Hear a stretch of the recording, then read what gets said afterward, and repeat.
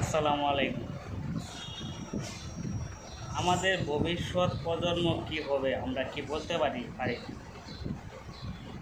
এখন বর্তমানে দেখেন 7 থেকে 8 বছরের ছেলেমেয়েরা মোবাইলে আসক্ত। তারা সারাদিন mobile, video game, free fire, TikTok নিয়ে ব্যস্ত। লেখাপড়ার প্রতি তেমন একটা তাদের গুরুত্ব নেই। তারা পরের প্রজন্মে তারা কিভাবে কি করবে, সবাই তো ফ্রি ফায়ার গেমস নিয়ে আছে।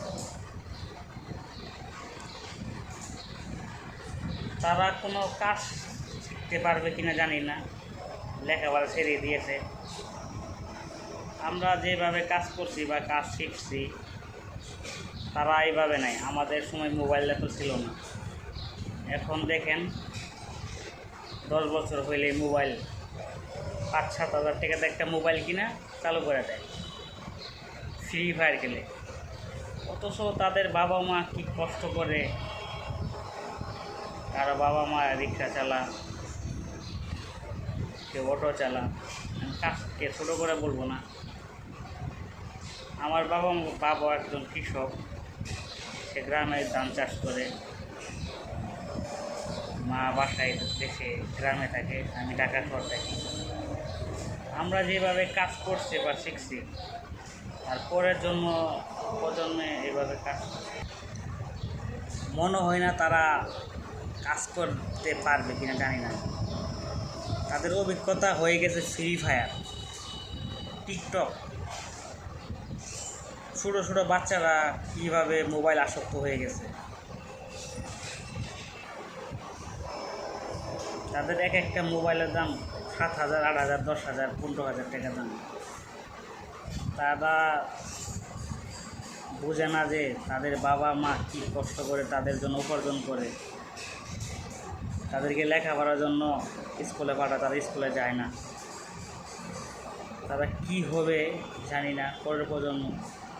এই ডিজিটাল বাংলাদেশ ঠিক আছে, কিন্তু দেখেন ইউরোপের দিকে খেয়াল করেন, তারা কী করে আর আমরা কী করি, তাদের বাচ্চা কাচ্চারা কী করে আর আমরা কী করি।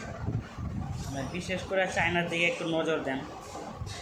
চায়নার বাচ্চারা কীভাবে কত সুন্দরভাবে কত কিছু করে লেখাপড়ার পাশাপাশি, কিন্তু আমাদের বাচ্চারা দেখেন সারাদিন মোবাইল আসক্ত।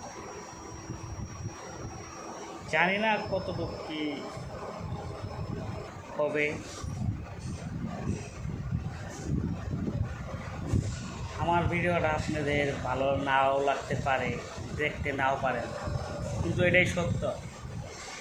2030 সালের পরে যে কি হবে কেউ বলতে পারবে না।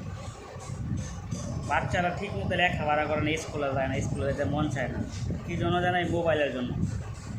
যারা গার্জিয়ান আছেন তাদের বা ছেলে মেয়েদেরকে একটু দেখে না রাখবেন, স্কুলে বুঝাই নিয়ে যাবেন। মারলে সমাধান আসবে না। আপনি কিন্তু তাকে বুঝাইতে পারেন তাহলে বুঝবে, কিন্তু মারধর করলে তার ভয় ভেঙে গেলে আপনাকে দিকে আর ভয় পাবে না।